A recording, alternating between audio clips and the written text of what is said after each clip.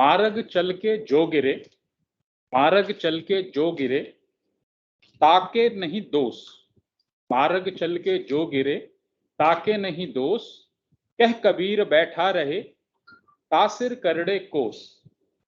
आप सभी का इस ऑनलाइन वाद विवाद प्रतियोगिता में स्वागत है। विषय से आप सभी परिचित होंगे।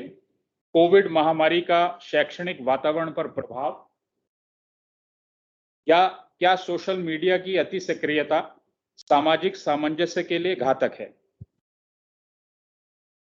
इससे पहले कि विधिवत कार्यक्रम का आरंभ करें, थोड़ा सा मैं प्रतियोगिता के बारे में बताना चाहूंगा। जिस तरह स्कूल कॉलेजों में वाद विवाद प्रतियोगिता आयोजित की जाती है, उससे थोड़ी सी भिन्न है हमारे यहाँ प्रतियोगिता। वहां एक इंटरजेक्टर भी होता है, आप एक पक्ष में बोलता है, विपक्ष में आप एक दूसरे से प्रश्न कर सकते हैं। लेकिन यहाँ हमने लोगों को सिर्फ हिंदी में काम करने के लिए, हिंदी में बोलने के लिए, हिंदी में चिंतन करने के लिए, हिंदी में सोचने के लिए, थोड़ा सा क्षमता उनकी देखने के लिए, आंकने के लिए ये प्रतियोगिता रखी है। तो हमारे यहाँ सिर्फ इस प्रतियोगिता को वाक नाम दिया गया कि आपने बोलना है। क्योंकि बहुत सारे लोग वाक समझ नहीं पाते, तो हम उसके साथ वाद विवाद लिख देते हैं। विवाद में किसी में पढ़ना नहीं चाहते, इसलिए इसका नाम वाक रखा है। नियम से मैं आप सभी को परिचित कराना चाहूंगा। उच्चारण का दोष देखा जाएगा आपका। निर्णायक मंडल से अभी मैं परिचय कराऊंगा। निर्णायक मंडल उच्चारण का दोष देखेगा, भाषा की शुद्धता देखेगा, हाव भाव आपके निर्णायकगण देखेंगे, कंटेंट कैसा है आपका, आप आत्मविश्वास कैसा है आपका अपनी बात रखते हुए, और क्या आप समय सीमा का पालन करते हैं अथवा नहीं, इस बात का भी ध्यान रखा जाएगा। अब आप माननीय निर्णायक मंडल से मैं आपका परिचय करा दूं। मुख्यालय में तो सभी लोग परिचित हैं, जो लोग कॉम्प्लेक्स से जुड़ रहे हैं। आज हमारे यहाँ मेरे बाईं तरफ doctor Rakesh Sinha, head HRDC से हैं, और एक लंबे समय से मेरा परिचय है डॉक्टर सिन्हा से। बहुत ही सकारात्मक, बहुत ही ऊर्जात्मक, बहुत ही मिलनसार व्यक्तित्व हैं सिन्हा साहब। उन्हीं के साथ डॉक्टर RP सिंह हैं, बहुत ही हिंदी प्रेमी, हमारे लिए हमेशा मददगार साबित हुए। मूल काम वैज्ञानिक लेखन जो है, दोनों व्यक्ति ऐसे हैं हमारे साथ, विभूतियां हमारे साथ ऐसे हमारा सौभाग्य है कि जुड़ी हैं। दोनों ही वैज्ञानिक चिंतन भी, लेखन भी हिंदी में करते हैं। बहुत ही जमीन से जुड़े हुए, डाउन टू अर्थ, अप्रोचेबल। आप आराम से कभी भी दोनों ही व्यक्तित्वों के पास जा सकते हैं, बात कर सकते हैं। आप देख सकते हैं कि हमारा हिंदी जैसे कार्यक्रम में भी सालों से दोनों ही लोग हमारे साथ जुड़े हुए हैं और हमारे निर्णायक मंडल के रूप में हमारे साथ उपस्थित होते हैं। मैं सर आप लोगों का, दोनों का बहुत आभार व्यक्त करता हूं हमारे साथ जुड़ने के लिए। शायद आप लोगों के लिए ही किसी ने कहा होगा, ये अलग बात है, ये अलग बात है कि अदब से खड़े रहते हैं। ये अलग बात है कि अदब से खड़े रहते हैं। जो लोग बड़े होते हैं, बड़े रहते हैं। जो लोग बड़े होते हैं, बड़े रहते हैं। तो ये था संक्षिप्त परिचय हमारे निर्णायक मंडल का। और अब आप, क्योंकि प्रतिभागी बहुत सारे हैं हमारे पास, तो हम ज्यादा समय ना लेते हुए फटाफट कार्यक्रम शुरू करते हैं। इससे पहले कि कार्यक्रम शुरू हो, 5 मिनट का समय आप लोगों को दिया जाएगा पक्ष में या विपक्ष में बोलने के लिए, जो विषय आपको दिए गए हैं। 4 मिनट जब हो जाएंगे, हल्का सा हम टेबल पे टैप करेंगे आपको आगाह करने के लिए कि आपका समय जो है समाप्त होने वाला है। तो आप अपनी कुर्सी की पेटियां बांध लीजिए या अपना वाइंड अप कर लीजिए। या जी, पहला जो मैं क्रम को तोड़ते हुए माननीय निर्णायक मंडल से अनुमति लेना चाहूंगा, क्योंकि कॉम्प्लेक्स से हमारे साथ जुड़े हुए, शायद फाउंडेशन डे की कोई मीटिंग है, तो वो चाह रहे हैं कि पहला उनका करने। तो अगर आपकी अनुमति तो हो, तो श्री पवन कुमार जी को पहला प्रतिभागी बना ले। जी, और आप सभी को निर्णायक मंडल की तरफ से शुभकामनाएं। आप लोग हिंदी में अच्छा आज आप अपना विजय बात अच्छे प्रस्तुत करें। इसी शुभकामना के साथ हम शुरू करते हैं। चलिए पवन जी, आप अपना, पवन जी, हाँ, किस नंबर पे है, नंबर बता दें। पवन जी होंगे 17 नंबर पे। आपका बहुत बहुत धन्यवाद। मेरे को जी आपका बहुत बहुत धन्यवाद, मेरी रिक्वेस्ट को आपने माना। जी मैं कोरोना का प्रभाव जो शिक्षा पे रहा उसके पक्ष में बोलना चाहता हूँ कि वाकई में ये जो प्रभाव शिक्षा के ऊपर पड़ा बहुत मायने रखता है। कोरोना महामारी का प्रभाव समूचे विश्व में प्रचंड रूप से पड़ा, जिसकी चपेट में विश्व के सभी देश प्रभावित हुए। पूरे विश्व के अंदर 22 करोड़ 16 लाख के करीब कोविड के केस आए। विश्व के अंदर 45 कम से कम लगभग 46 लाख की मृत्यु हुई। भारत भी इससे छूता नहीं रहा। भारत के अंदर लगभग 3 करोड़ 31 लाख केसेस आए, जिसमें से लगभग 4.5 लाख की डेथ भी हुई। अर्थव्यवस्था बुरी तरीके से जूझी, जिसके कारण वह धीरे धीरे एक वैश्विक मंदी की तरफ हमारा भारत भी बढ़ने लगा। उद्योग जगत, सामाजिक जगत के अलावा एक अन्य महत्वपूर्ण क्षेत्र रहा जिसका इस वायरस पर बुरा तरीके से प्रभाव पड़ा, वह है शिक्षा। छात्रों का पाठन बुरी तरीके से प्रभावित हुआ। ऑनलाइन ऐप्स के माध्यम से पढ़ाई करने की कोशिश की जा रही है, परंतु ऑनलाइन व्यवस्था पूरे भारत में करने में बहुत कठिनाई है। दूर दराज के क्षेत्रों में नेट आता नहीं, जिस कारण से 2 सालों से बच्चों का भविष्य भगवान भरोसे ही है। एक महत्वपूर्ण विषय कि जो बच्चे पहले खुलकर रहते थे, विभिन्न गतिविधियों जैसे खेल, मनोरंजन आदि में सहपाठियों के साथ खुलकर भाग लेते थे, आज वह छात्र अपने घरों में कैद है। सामाजिक दूरी बनाए रखी है, वे छात्र मानसिक तनाव में आ रहे हैं।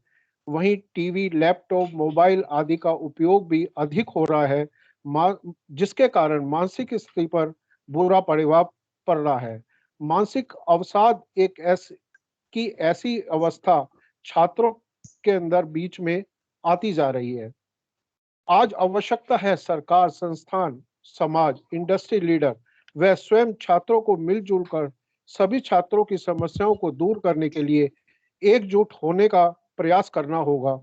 परीक्षाओं का विकल्प तलाशने होंगे। ऑनलाइन प्रोजेक्ट्स, असाइनमेंट्स अच्छे विकल्प साबित हो सकते हैं।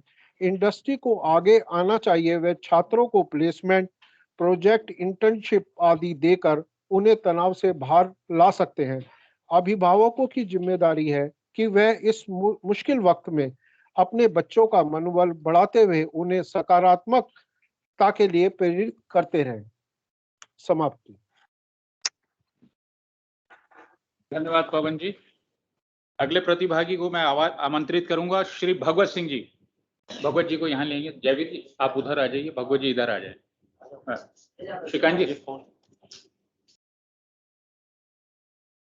आप चाहें तो, सभी प्रतिभागियों से अनुरोध है, अगर आप चाहें तो खड़े होकर भी अपना व्याख्यान दे सकते हैं। यहाँ क्योंकि कैमरा है, कैमरे में आ जाएंगे आप, वहाँ कैमरा नहीं है। जी भगवत जी। माननीय निर्णायक मंडल, मैं कोरोना पर अपने कुछ विचार प्रस्तुत करना चाहूँगा। स्वागत।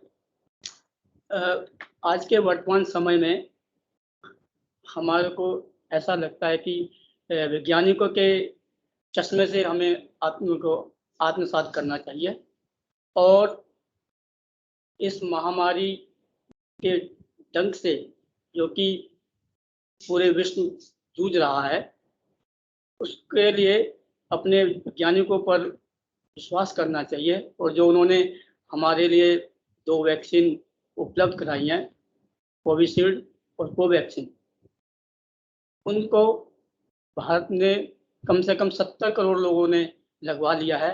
तो आधे भारत तो वैसे ही पूरा हो गया है और आधा भारत भी 70-80 दिनों में पूरा हो जाएगा। जिस प्रकार से जंगलों में प्राकृतिक आग लग रही है, ऐसे ही पूरा विश्व इस बीमारी से जूझ रहा है। अब भारत के लिए मैं हमारे को ये आवश्यकता समझता हूँ कि योग और आयुर्वेद से हमें अपने को अपने जीवन में उतारना चाहिए और अपने को जो खान पान है जैसे मोमोस और बर्गर, इनसे भी हमें क्या कहते हैं अपने को बचाना चाहिए और ताज़ा खाना, ताज़ा पानी पीना चाहिए, क्योंकि इंसान के अंदर 70% पानी है, 30% ही खून है। और अपने श्वसन तंत्र को जरूर अपने को दुरुस्त रखना चाहिए। खान पान का विशेष ध्यान रखना चाहिए। जहाँ तक पढ़ाई लिखाई की बात है, तो ऑनलाइन पढ़ाई से बच्चों पर मानसिक रूप से बहुत दबाव है। इस कारण से 1 करोड़ लड़कियों का इस पढ़ाई लिखाई से विश्वास उठ गया है, क्योंकि 1.5 साल से स्कूल कॉलेज बंद हैं। और इसके अलावा हमारे बीच में बीमारियां 100 साल में आती रहती हैं, जैसे कि चेचक, plague, stem, Nipah virus, Zika virus, और ये जो महामारी जो डंक के रूप में हमें खा रही है, कोरोना अपना डेल्टा प्लस और पता नहीं कितने प्रकार से अपना रूप गिरगिट की तरह बदल रहा है। इससे बचने के लिए हमें अपने को बीमारी से हल्का, जो डॉक्टर लोग कह रहे हैं कि जो उनकी चेतावनी है, उनसे हमें अपने को जरूर सतर्क रखना चाहिए और यह सोचना चाहिए कि ठीक है, बीमारी आती है, बीमारी को हमें हल्के में ही लेना चाहिए, क्योंकि इस बीमारी का नाम सुनते ही ऐसा लगता है कि अब तो वही लगता है हमें अब इस दुनिया से रुखसत होना पड़ेगा। तो इसके लिए हमारे जो वैज्ञानिकों ने हमें विश्वास दिया है, तो वो तो हमारे लिए इतना भी कर सकते हैं कि जो मरे हुए आदमियों में जान फूंक दें। इतना विश्वास अपने वैज्ञानिकों में हमें करना चाहिए। जय हिंद। धन्यवाद भगवत जी, आपने अपनी बात 3 मिनट में ही समाप्त कर दी। अगले प्रतिभागी को मैं आमंत्रित करना चाहूंगा, श्री अमीय बिंदु गुप्ता। अमीय जी हैं। श्री आंसू प्रसाद, श्री विशाल जुनेजा, ऑनलाइन जुड़े हैं कोई? नहीं। श्री अनिकेत श्रीवास्तव, श्री राजीव पांडे जी, आप खड़े होकर भी बात कर सकते हैं। सुपर्णा, थोड़ी सी चेयर इधर कर दो और उनके साथ जगह हटा दो जी। आप बैठ के खड़े होकर जैसे भी आपको सुविधा। आदरणीय निर्णायक मंडल, हिंदी अधिकारी एवं मेरे साथी, आज का जो विषय है उसमें से मेरा चुनाव जो है वो मैं इस पर बोलना चाहूंगा, कोविड महामारी का शैक्षणिक वातावरण पर प्रभाव। कोविड एक वैश्विक महामारी है जिसने लगभग पिछले 1.5 साल से सभी को अपनी चपेट में ले रखा है, और शिक्षा एक ऐसा क्षेत्र है जो सबसे ज्यादा प्रभावित हुआ है इससे, क्योंकि हम पिछले दिनों देख रहे हैं कि न स्कूल लग पा रहे हैं, न कॉलेज लग पा रहे हैं, और इसी के साथ साथ परीक्षाओं का भी बुरा हाल है। तो सबसे पहले मैं इसमें, चूंकि हम शिक्षा के ऊपर बात कर रहे हैं, तो शिक्षा के महत्व को, शिक्षा का क्या महत्व है हमारे जीवन में, उसको 2 लाइन में मैं व्यक्त करना चाहूंगा। विद्या ददाति विनयम विनयाद याद पात्रताम, पात्रात्वाद धनमोन्नति, धनाद धर्म तथा सुख। इन 2 लाइनों में इसका पूरा हमारे जीवन में क्या महत्व है उसमें बताया गया है। इसका अर्थ ये है कि विद्या जब हम ग्रहण करते हैं तो इससे हमारे अंदर विनय आती है, और विनय से हमारे अंदर पात्रता आती है। पात्रता के साथ साथ जिसकी जैसी पात्रता होती है वो वैसा धन अर्जन करता है, और वैसी उसकी उन्नति होती है। और धन जो है वो हमारे धर्म है, इसमें वो धर्म नहीं है जो हिंदू मुस्लिम सिख ईसाई, ये धर्म हमारी जिम्मेदारियां हैं, जैसे पितृधर्म, मातृधर्म, और उसके बाद पुत्र धर्म और मानवता का धर्म। आप किसी भूखे को तभी खाना खिला पाएंगे जब आपके जेब में कुछ पैसे होंगे और अगर आप मार्केट में हैं तो अगर आपने धनार्जन किया है तो उसके साथ साथ अपने धर्म को भी साध सकते हैं। तो ये है हमारे विद्या का, जिसका पूरा जो ये है वो विद्या ही है। अगर हम शिक्षा को देखें तो शिक्षा को चूंकि हम बहुत ही संकुचितता में लेते हैं कि सिर्फ ये पढ़ना लिखना ही है, पर नहीं, व्यक्ति के जीवन के सर्वांगीण विकास का आधार ही शिक्षा है। शिक्षा सिर्फ पढ़ना लिखना नहीं, आपकी नेतृत्व क्षमता है। शिक्षा आपका जो नवाचार, आपके अंदर नवाचार का विकास करती है, नवाचार आपके जीवन में जो आता है वो सब शिक्षा के माध्यम से ही आता है। अब चूंकि कोविड महामारी के कारण क्या क्या समस्याएं आई हैं उसको हम देखते हैं। सबसे पहला इसमें समस्या है जो मोबाइल की उपलब्धता। अगर हम देखें भारत में लगभग 2/3 जनता जो है वो 140 रुपए प्रतिदिन से कम पर अपना गुजारा करती है, और इसमें से 30% जनता तो ऐसी है जो 90 रुपए से कम में अपना गुजारा करती है। तो उनसे हम कैसे इस चीज की आशा कर सकते हैं कि वो जो 5-6 हजार रुपए का मोबाइल आता है वो मोबाइल ले सकें, या उसमें इंटरनेट का कनेक्शन ले सकें,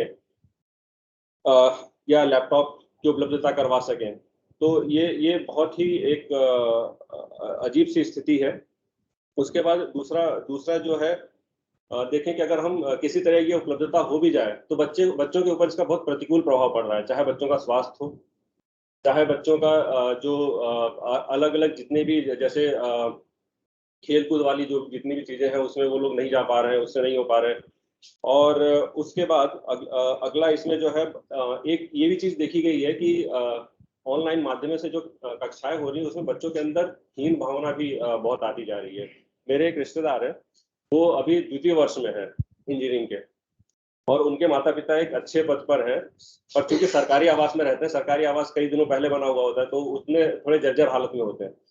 तो उनका ये कहना था कि भाई मुझे आप मेरे अर्श फर्श और मेरी दीवारों को कुछ ऐसा रूप दे दीजिए ताकि वो वीडियो में ना दिखे। तो चूंकि वो सक्षम है तो वो करवा सकते हैं, पर हर कोई इतना सक्षम नहीं है कि अपने पूरे घर का कायाकल्प करवा सके। तो बच्चों में पहले क्या होता था, जैसे एक रिक्शा चलाने वाला है, थोड़ी मेहनत करके वो अपने बच्चे को अच्छे स्कूल भेज सकता था, पर अब चूंकि उसको घर से अपनी सुविधा नहीं, तो अपने घर को तो रातों रात नहीं बदल सकता, उसकी एक क्षमता नहीं है। तो बच्चों में इस चीज की हीन भावना आ रही है कि कल को जब वो स्कूल जाएंगे तो अपने बच्चों के साथ वो कैसे मिलजुल सकेंगे और इस चीज को कैसे आगे बढ़ा सकेंगे, ये एक बड़ी समस्या है। 1 मिनट शेष है।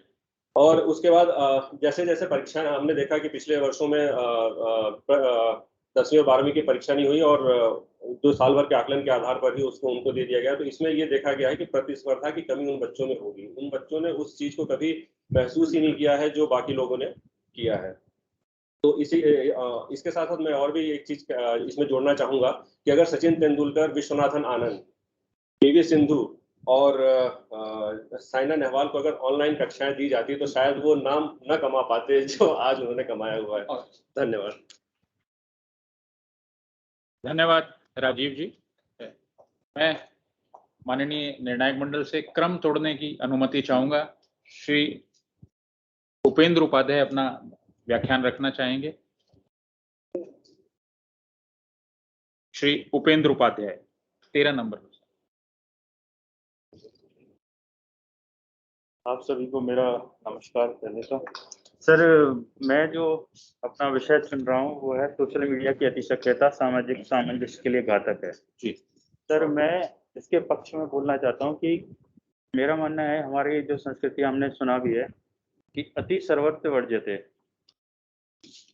जहाँ जहाँ जगह पे किसी भी चीज की अति होती है वो सभी जगह पे खतरनाक है। सर, यहाँ पे इस टॉपिक में 3 वर्ड्स हैं जिन पे हमें ध्यान देना बहुत आवश्यक है। पहला है सामाजिक मीडिया। सामाजिक मीडिया क्या है? अति सक्रियता और सामाजिक सामंजस्य। मैं सबसे पहले सर सामाजिक सामंजस्य से स्टार्ट करना चाहूँगा। सबसे पहले इसमें देखना होगा कि सामंजस्य क्या है। सामंजस्य जब भी कोई 2 या 2 से अधिक विचारधाराएं या फिर किसी तरीके का चीज हो जिसमें हमें एक जगह पे लेके आने के लिए उसमें एक इक्विलिब्रियम क्रिएट करना पड़ता है, एक सामंजस्य क्रिएट करना पड़ता है। ऐसा ही एक सामंजस्य हमें हमारे समाज में क्रिएट करना पड़ता है, खासकर तब जब हमारा समाज एक भारतीय देश जैसा समाज हो, जहाँ इतनी सारी विचारधाराएं एक साथ रहती हों, जहाँ इतने तरीके के लोग, एक इतनी तरीके की बोलियां, खान पान, वेशभूषा, इतनी विविधता जिस देश में हो, उस देश में सामंजस्य एक, कहते हैं ना, की फैक्टर होता है। सर, सोशल मीडिया के बारे में सर बताना चाहूँगा। एक ऐसा माध्यम जहाँ हमने एक अपनी अलग समाज का निर्माण किया है, जहाँ हम एक साथ बहुत सारे लोगों से रूबरू हो पाते हैं, जहाँ हम इस अवस्था में आ पाते हैं कि हम एक प्रकाशक के रूप में हों, जहाँ हमारे खुद के श्रोता हों। वो माध्यम हमें उपलब्ध करवाता है सामाजिक मीडिया।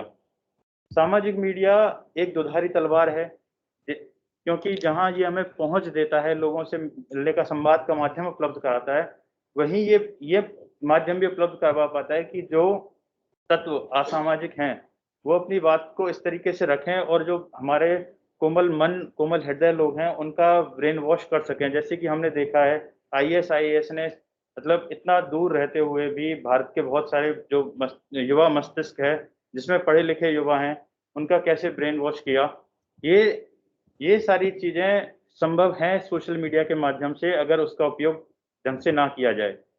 अति सक्रियता पे सर अगर मैं बात करूं तो अति सक्रियता को मैं 3 लेवल पे जाके सर डिफाइन करना चाहूंगा सामाजिक स्तर में ही। हमारे समाज की 3 यूनिट होती हैं सर। पहला व्यक्ति खुद के लिए, दूसरा परिवार और तीसरा पूरा समाज। सोशल मीडिया पे अति सक्रियता ने व्यक्ति पर क्या प्रभाव डाला है, क्या नकारात्मक प्रभाव डाला है। व्यक्ति अब मतलब मैदान में जाके अब छोटे छोटे बच्चों के देखिए सर, वो अपना फोन लेके दिन भर लगे रहेंगे, उन लोगों से बात करेंगे जो लोग रियल लाइफ में उनके हैं भी नहीं, जिन्हें वो जानते भी नहीं है, उनसे बातें करेंगे, और उनके बगल में बैठा हुआ उनके दादाजी, मामा जी, भाई, उनके साथ बात नहीं करेंगे, खेलेंगे नहीं। उससे उनका जो व्यक्तित्व है वो प्रभावित होता है नकारात्मक रूप से। दूसरा फैमिली। जब हम लोग पहले सर पुराने टाइम में होता था कि हम अपने घर जा रहे हैं, सब लोग आपस में बैठे चाय पी रहे हैं, बातें कर रहे हैं। आजकल क्या होता है, आजकल सब लोग जाते हैं, अपना मोबाइल ऑन करते हैं, मोबाइल पे देखने लगते हैं। वो सारी चीजें जो मैं कहूँ कि हमारे जीवन का हिस्सा तो है, पर पूरा जीवन नहीं बनती। जैसे मान लीजिए ऑफिस है, ऑफिस के टाइम में हमारे जीवन का महत्वपूर्ण हिस्सा है, पर ऑफिस के बाहर अगर हम जाके वही ऑफिस के मैसेजेस देख रहे हैं, वही ऑफिस की बात कर रहे हैं, तो इससे हमारा जो जीवन का दूसरा हिस्सा है मतलब परिवार, उस पर बहुत नकारात्मक प्रभाव पड़ता है। हम अपने परिवार को उतना टाइम नहीं दे पा रहे हैं इस फोन और सोशल मीडिया के चलते। क्यों? हमें हर चीज को मीडिया पे डालने की जल्दी है, हमें हर चीज को सबको बताना है, हमें सब कुछ जान लेना है, हमें डर है छूट जाने का, कहीं पिछड़ जाने का, जो हमारे परिवार पे बुरा असर डाल रहा है आज की तारीख में। सर इसके अलावा इसका पूरा एक नेगेटिव इम्पैक्ट पूरी सोसाइटी, जिसको हम इंटीग्रेटेड होल सोसाइटी के रूप में देख लें, उस पर भी पड़ता है। क्यों? क्योंकि एक तरफ जहां इंडिविजुअल, वो एक पूरी सोसाइटी क्या है, सभी जो एकक हैं उनका योग, तो जब एकक ही मतलब नहीं हो पा रहा है, सक्षम नहीं हो पा रहा है, उस पर इतने नेगेटिव प्रभाव हैं। 1 मिनट आपके होल पे देखिए कितना नेगेटिव प्रभाव आता होगा। और इसका प्रभाव हम जब देखें कि जब जो लोग नकारात्मक प्रवृत्ति के हैं, वो जब इस सोशल मीडिया पर अनाप शनाप उल्टा सीधा लिखते हैं और जो लोगों का मन बहलाते हैं, बरगलाते हैं, उससे क्या प्रभाव आता है पूरी सोसाइटी पे, इसका सीधा सीधा सा अगर हम उदाहरण देखना चाहेंगे तो देखेंगे सर, इतने सारे आतंकी हमले, इतने सारे कट्टर विचारधाराएं जो आज हमारे समाज में है। हम देखेंगे कि 2 दोस्त आपस में बैठे होते हैं, जो पहले कभी बहुत अच्छे दोस्त हुआ करते थे, इस तरीके की विचारधाराओं के आने की वजह से उनमें इतना ज्यादा बहस हो जाती है कि दोस्ती खत्म हो जाती है। तो किसी भी चीज की अति सक्रियता नुकसानदायक है, चाहे वो सोशल मीडिया हो या कुछ भी हो। हाँ, सोशल मीडिया जो है उसने सामाजिक सामंजस्य को बिगाड़ा है अति सक्रियता ने। धन्यवाद। धन्यवाद उपेंद्र जी। श्री सहाबुद्दीन, थोड़ी सी चेयर इधर कर, उनके साथ जोड़ दो एकदम। बैठ के या खड़े होके, जैसा भी आप। माननीय निर्णायक मंडल, वरिष्ठ हिंदी अधिकारी महोदय और मेरे प्यारे साथियों, कोविड महामारी का शैक्षणिक वातावरण पर प्रभाव, इसके नकारात्मक पक्ष पर मैं अपने विचार रखूंगा और मेरे जो साथी हैं उनको इसके सकारात्मक जो पक्ष जो दिखते हैं उनके लिए मैं एक मैदान खुला छोड़ूंगा। जैसा कि हम सब जानते हैं कि कोविड महामारी एक वैश्विक आघात बनकर हमारे यहाँ पर आई है पूरी दुनिया में, लेकिन इसके लिए इसकी अगर पृष्ठभूमि में जाएं तो कहीं ना कहीं मानव उत्तरदायी है।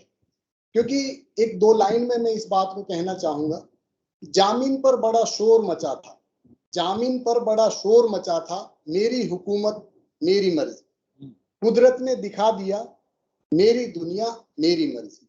तो ये है उसका असर कि इसी वजह से हम लोग इसको झेल रहे हैं, कहीं ना कहीं हमारी इसमें गलतियां रही हैं। अब बात आती है शिक्षा पर, तो निश्चित रूप से और भी बहुत सारे जो भी क्षेत्र हैं, मानव जिन से जुड़ा हुआ है, सब पे बहुत नकारात्मक प्रभाव इसका पड़ा है, लेकिन शिक्षा को इसने बुरी तरह से झकझोर दिया। शिक्षा का स्तर गिर गया है। शिक्षा में हम जो किताबी ज्ञान है उसके साथ साथ एक बहुत जरूरी होता है बच्चों में अनुशासन, वो बिल्कुल टूट गया है, अनुशासन नहीं रहा है। ऑनलाइन क्लासेस में ये बिल्कुल सिंपल उदाहरण है कि बच्चे कैमरा ऑन कर देते हैं, मर्जी से ऑफ कर लेते हैं, माइक अपनी मर्जी से ऑन ऑफ और अपने खेल में लगे रहते हैं। टीचर का उन पे जो डायरेक्ट कंट्रोल है, जो एक अनुशासन है, वो नहीं रह पाता है। तो अब वो जो एक अनुशासन सिखाया जाता था, बहुत अलग चीज थी, वो दूर हो गई है। इसके लिए एक महशर आफरीदी जी के 2 लाइन हैं जिन्हें मैं शेयर करूंगा कि कैसे बदल गया, चीजें कैसे बदल जाती हैं। कि अमा वो दिन गए, अमा वो दिन गए, अब ये हिमाकत कौन करता है। हाँ, क्या कहते हैं उसे, हाँ मोहब्बत अब कौन करता है। कोई गम से परेशान है, कोई जन्नत का तालिब है, गरज सजदे कराती है, इबादत कौन करता है।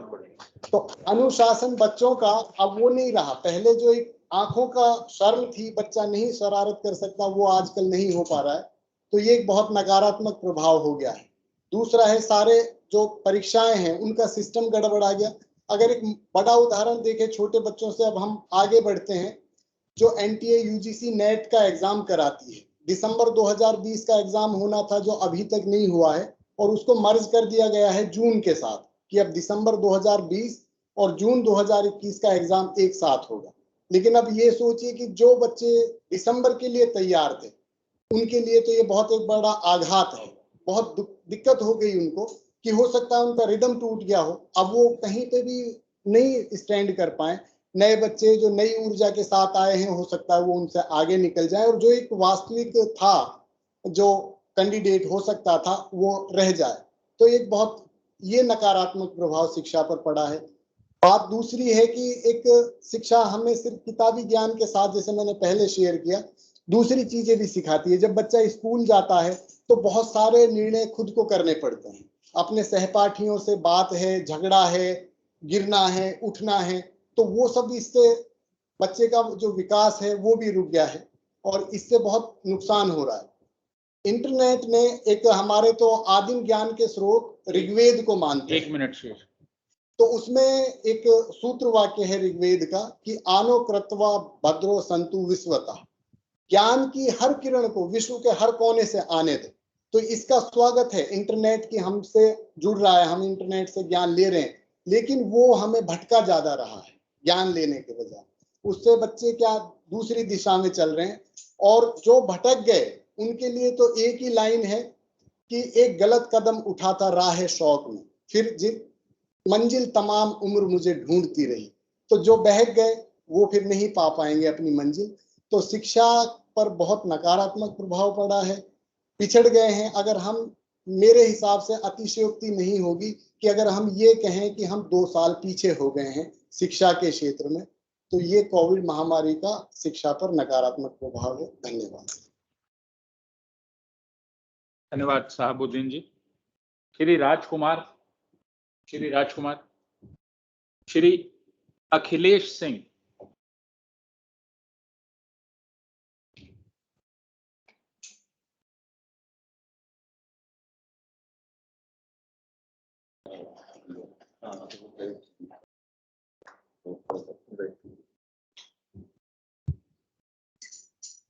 राजकुमार, अखिलेश सिंह,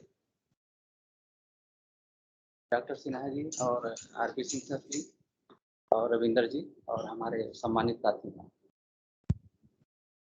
आपका जो कोविड महामारी का शिक्षा पे प्रभाव, उसी के बारे में मैं सिर्फ रेखांकित करूंगा, बहुत ज़्यादा विस्तृत में नहीं करूँगा।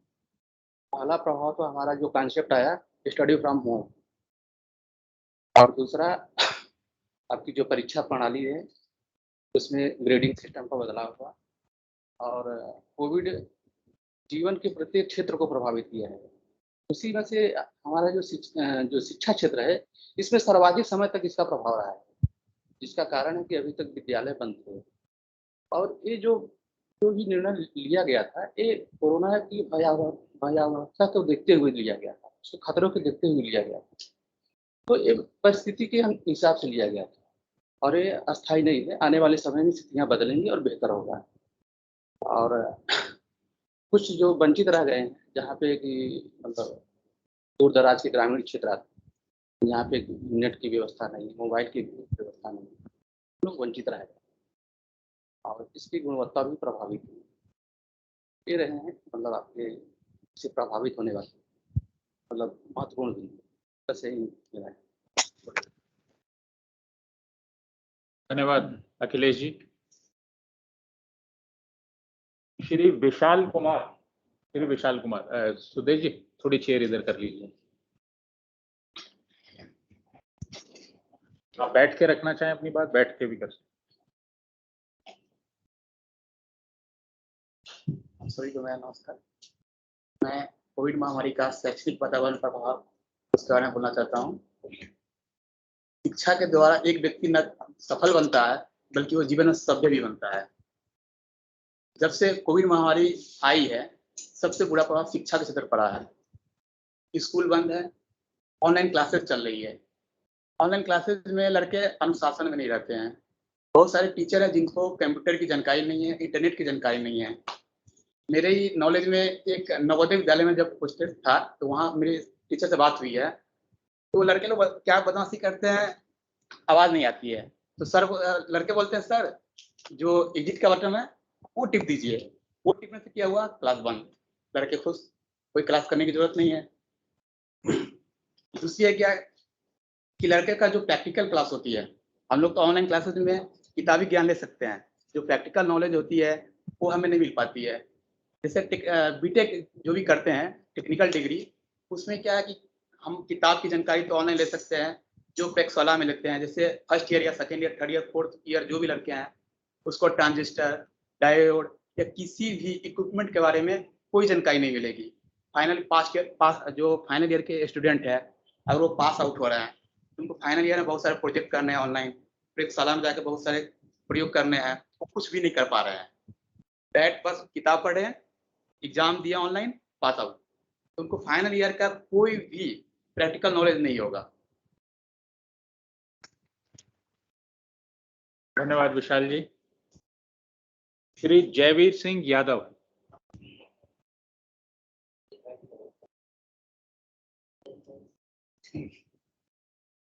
आदरणीय निर्णायक मंडल, आदरणीय मेरे हिंदी अधिकारीगण, मैं आपके समक्ष आज सदन पर विषय रखा गया है वाद विवाद। तो साथियों, इसमें जो शीर्षक है कोविड महामारी का शैक्षणिक वातावरण पर प्रभाव, इसके पक्ष में मैं अपने विचार व्यक्त करना चाहूंगा। साथियों, ये 2019 में चीन से चला था और धीरे धीरे सभी देशों में ये फैल चुका। फैलते फैलते 2020 में साथियों ये हमारे भारत में विश्राम लिया और इस प्रकार से विश्राम लिया साथियों, कोई घर, कोई परिवार, कोई कुटुंब ऐसा बचा होगा जिस परिवार से कोई सदस्य न गया। और उस महामारी का ऐसा हाल हुआ कि हमें स्कूल भी बंद करने पड़े। तो शिक्षा के क्षेत्र में साथियों इतना बड़ा, मैं तो घोर वो कहूंगा, क्योंकि पहले तो अध्यापकों ने ही उसको 6-7 महीने लगा दिए ऑनलाइन लगाने में, मोबाइल नंबर नोट करने में, लोगों के नाम लेने में, फिर लोगों को पहुंचाया। लेकिन हमारी आधी जनसंख्या, कहते हैं ना कि हमारा, कहते हैं जय जवान जय किसान, तो हमारा देश आधा किसान खेती में बसता है। जिस बच्चे पे पहनने को कपड़ा नहीं, वो मोबाइल और लैपटॉप या कोई चीज कहाँ से खरीदेगा। साथियों ऐसा अंधविश्वास आया है, आज वो मैं देख रहा हूँ, किसी बच्चे से मैं लिखवाता हूँ तो लिख भी नहीं पाता। क्यों? वो एक बैंड हो गया। और बैंड किस कारण? इस महामारी के कारण।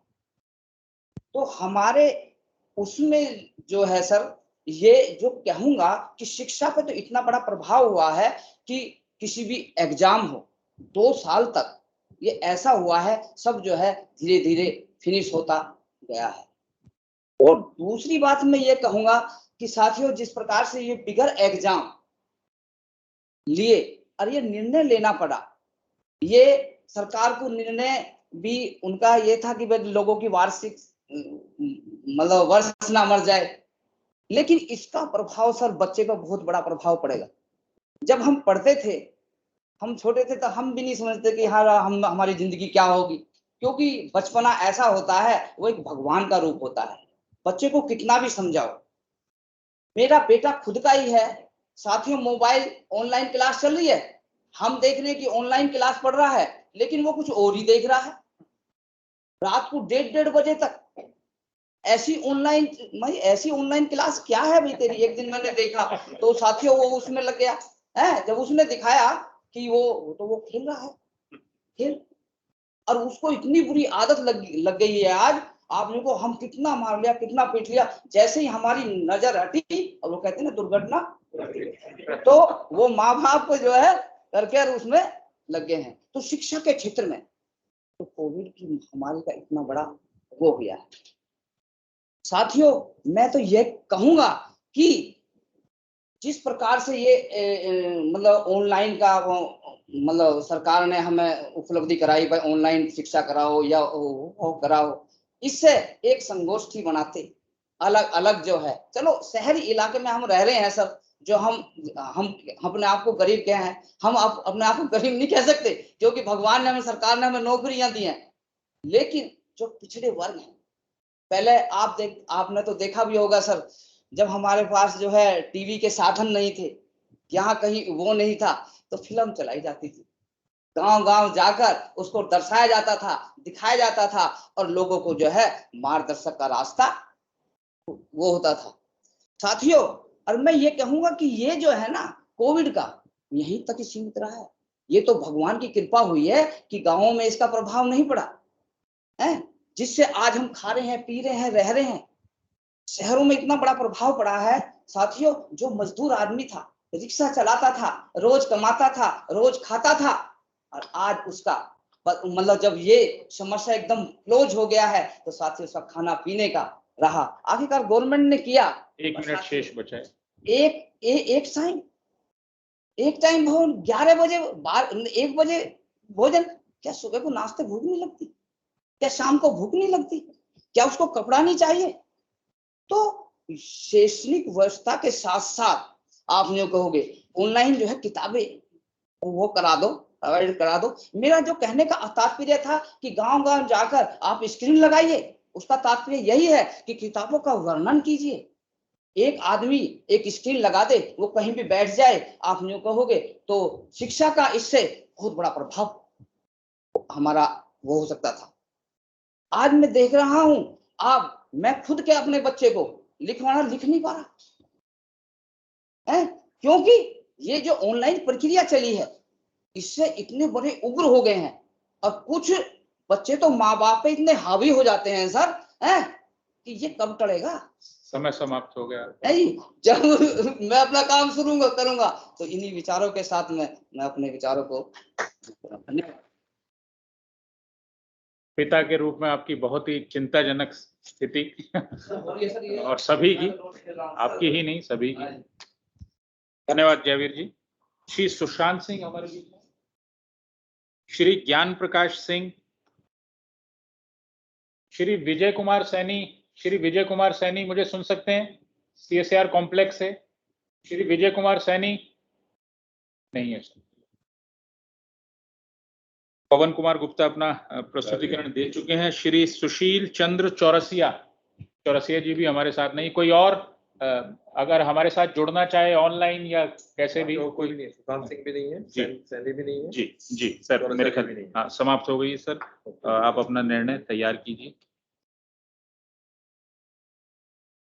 8 लोग शामिल हो गए ना जी। 1 2 3 4 5 6 7 8 लोग।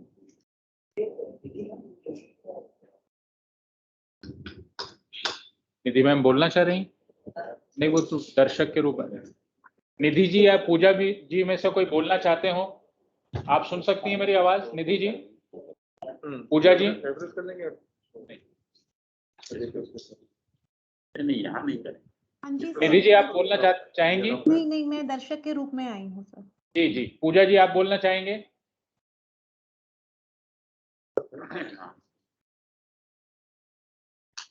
मैमी जी, पूजा जी आप सुन सकते हैं मुझे?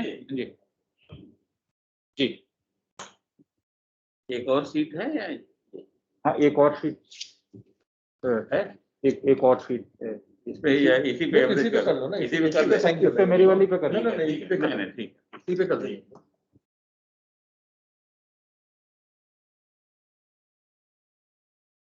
एक सीट पे साइन हो गया, मतलब दोनों लोग शामिल कर। नहीं, वो कर दे। हाँ, उसी पे कर देंगे। ये है ना, तो इस तरह बस।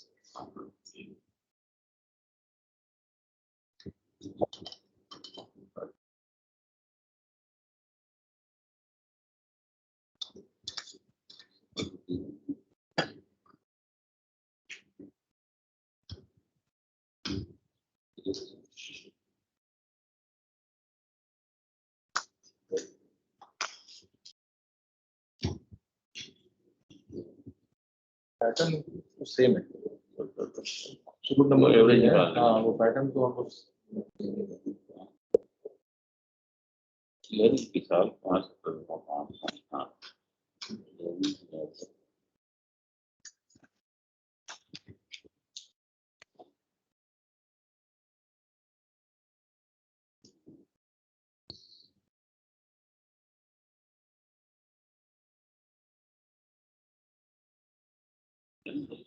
तो वैसे बाहर गए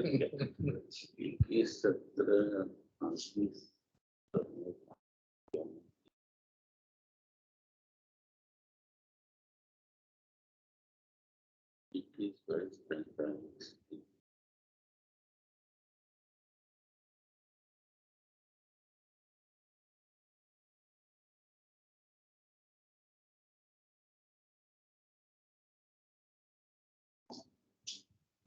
जी। और क्या क्या कार्यक्रम कराया आपने? सर हमने कविता पाठ प्रतियोगिता कराई कल सर, बहुत बढ़िया हुई। और कल हमने एक नया शुरुआत की है सर, यहाँ किस्सा गोई सर के सानिध्य में शुरू की है वो। किस्सा गोई आर्ट ऑफ स्टोरी टेलिंग, तो बहुत ओवरवेलमिंग रिस्पांस मिला है, बहुत सारे लोग आने शुरू हुए। तो एक अभी हमने पोस्टर मेकिंग कंपटीशन रखा है, जो पहले नहीं करते थे। 2 चीजें हमने नई जोड़ी। तो नोटिंग ड्राफ्टिंग नहीं करा रहे हम, जब से ऑनलाइन हुआ है कि आप पेपर बाहर भेजते हो, उनसे बचते हैं हम। निबंध प्रतियोगिता हमने बंद की है इस पर, कि पेपर ना भेजने पड़े इस पर। आप सब जुड़े हमारे साथ, अच्छा लगा। नहीं, अच्छा है, उसको और बढ़ाइए, कुछ अच्छा बढ़ा सकते हैं, उतना अच्छा है। ये तो मुझे लग रहा सर ने तुरंत ही गिरा दी के है कि सामान तो हमारे प्रोवाइडर अभी एक तुरंत ही कर कराएगा इन्होंने। क्या चीज? ये प्रतियोगिता का हाँ, हर बार तुरंत ही कराते हैं। हाँ,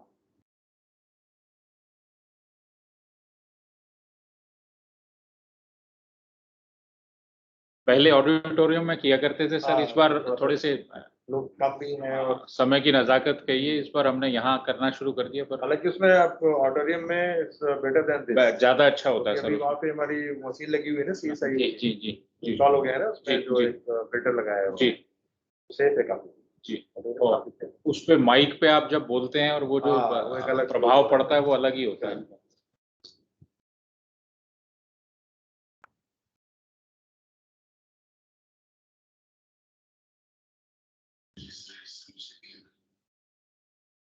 बता भी दे। हाँ जी, मैं माननीय निर्णायक मंडल से आग्रह करूंगा कि वो निर्णय की विधिवत घोषणा कर दें। 2 प्रोत्साहन पुरस्कार हैं जी। और दूसरे नंबर पे प्रोत्साहन पुरस्कार में श्री भगवत सिंह उन्होंने 19.25 अंक हासिल किए हैं 30 में से। वाह। 19.2। दूसरा प्रोत्साहन पुरस्कार है श्री पवन कुमार गुप्ता। पवन कुमार इन्होंने 20 अंक प्राप्त किए हैं। और एक बार तृतीय पुरस्कार है श्री राजीव पांडे, 21.5 अंक हासिल किए हैं। दूसरा पुरस्कार है श्री उपेंद्र उपाध्याय, हासिल किए हैं। और मैं ताली बजवाना चाहूंगा, प्रथम पुरस्कार श्री शहाबुद्दीन 28 अंक हासिल किए हैं, इसलिए प्रथम पुरस्कार के लिए मुझे नहीं लगता कि कोई बहुत बड़ी दुविधा थी निर्णायक मंडल में। बोले भी बहुत अच्छे। एक सबसे अच्छी बात ये रही है कि जितने भी प्रतिभागी हैं समय सीमा का उन लोगों ने पालन किया है। नहीं, सबने समय सीमा का पालन किया है। और मैं ये बता दूं कि इतने हमारे निर्णायक मंडल ने सबसे कम मार्क जो है 30 में से 17.25 है। तो इसलिए जो प्रतिभागी हैं तो ऐसा नहीं है कि उनको हिंदी की जानकारी नहीं है या हिंदी में वो कार्य नहीं कर सकते, तो सब लोग प्रवीण है। अब चूंकि प्रतियोगिता है तो उसमें तो प्रथम द्वितीय तृतीय तो निकालना निर्णायक मंडल का काम है। धन्यवाद। धन्यवाद। सभी प्रतिस्पर्धियों को मेरी तरफ से भी बधाई। उम्मीद करते हैं आप आइंदा भी प्रतियोगिताओं में भाग लेते रहेंगे और अपना काम अपनी अपनी सीट पर जाकर हिंदी में भी करेंगे, क्योंकि मकसद इन ऐसे कार्यक्रमों का वही होता है कि आप अपनी सीट पर जाकर हिंदी में काम करें। मैं आभार व्यक्त करूंगा एक बार पुनः अपने निर्णायक मंडल का। सर, आप लोगों के शामिल होने से हमारा ये छोटा सा कार्यक्रम बहुत भव्य, बहुत विशाल, बहुत बड़ा हो जाता है। इसके लिए एक बार पुनः धन्यवाद सर। धन्यवाद सर। हम हमेशा आपके लिए समय निकालते रहेंगे। धन्यवाद सर। एक छोटा है लेकिन इफेक्टिव है। ये छोटा है और आपकी इफेक्टिव फाइनल प्रोग्राम है। सीट है। ये सर एक आपके लिए होगा। इसकी जरूरत है जी जी। Funds provide details for कुछ दे देंगे यार, क्या है? सरकारी कार्य सरकारी समय में कर रहे हैं। अरे ठीक है, आप भी तो देते हो। हाँ, देते तो है हम लोग भी।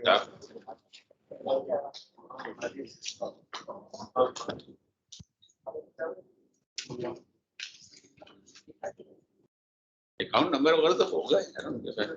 फिर भी वो भरवा लेते हैं सर, वो दस्तखत चाहते होते हैं आपके।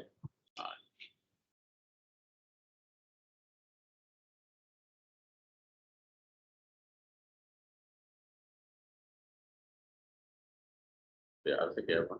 हाँ, मुझे कल हमारे साथ रमा जी और वंदना जी थे सर। अच्छा अच्छा अच्छा।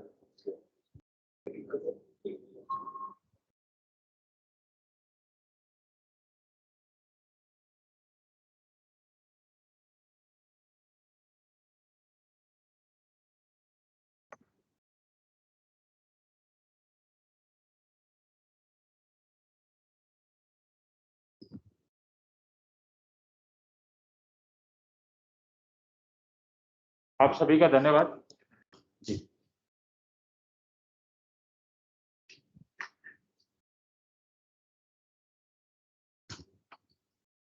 आप बाद में भिजवाना चाहें तो सर बाद में। अरे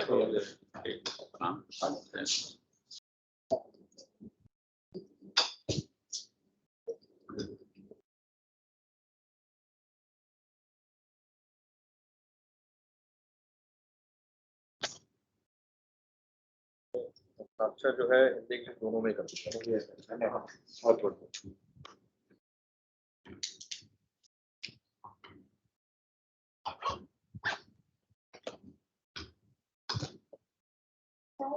आ रही चाहे कोविड की वजह से थोड़ा सा प्रॉब्लम है काफी।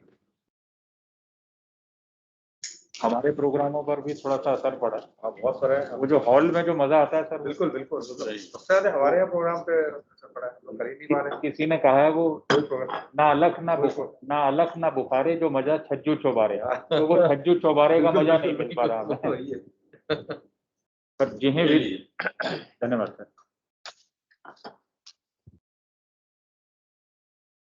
ये साहबुद्दीन सर नए आए हैं, कोई फाइनेंस में कमाल है ना? बहुत बढ़िया है। सभी प्रतियोगिता उर्दू हिंदी संस्कृत, हाँ, और राजस्थान से है कहीं, और वो सारी प्रतियोगिताओं में मुझे लग रहा है इस बार यही बिल्कुल बहुत बढ़िया भी बोलते हैं। और ये भी ध्यान देना कि मतलब ऋग्वेद का उदाहरण संस्कृत में भी पकड़ है उनकी, कंटेंट भी काफी अच्छा है। तो वो मंडल जी पहले हुआ करते थे। हाँ, मंडल साहब चले गए, यहाँ चले गए, उनका ट्रांसफर हो गया। बहुत बड़े लेवल पे ट्रांसफर हुआ है, 200 लोग ट्रांसफर हुए, 70 लोगों का सुना है।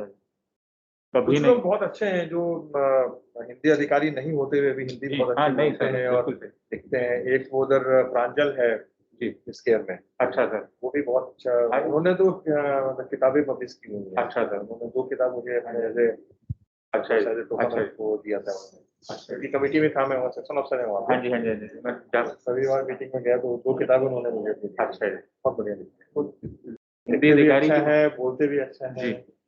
अब देखिए ना, ये अनुभाग अधिकारी स्तर के आदमी है और इनका भाषा पे जबरदस्त पकड़।